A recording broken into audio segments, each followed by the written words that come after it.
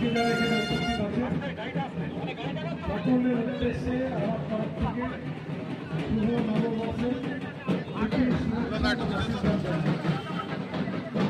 সকলে ভালো থাকুন, সুস্থ থাকুন, আপনাদের পরিবারের উন্নতি হোক, সুবৃদ্ধি হোক এবং আগামী বছর যাতে আপনারা হাসি মুখে আবার এই নববর্ষের পদযাত্রায় যোগদান করতে পারেন সেই আশা এবং গার্লস কলেজের অধ্যক্ষ এবং বিসি কলেজের অধ্যক্ষ এবং বিবি কলেজ তিনজনের প্রধান অধ্যক্ষকে আমরা মঞ্চে ডেকে ডেকে পয়লা বৈশাখকে বাংলা দিবস হিসাবে ঘোষণা করি।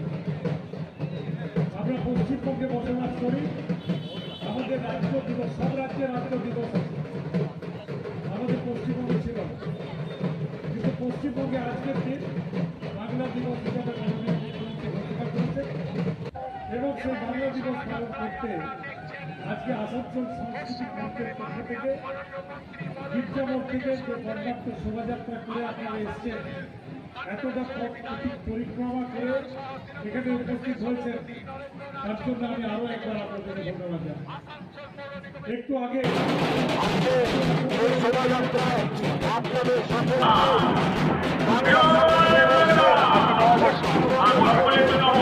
আজকে তো সারা বাংলার একটা আবেগের দিন।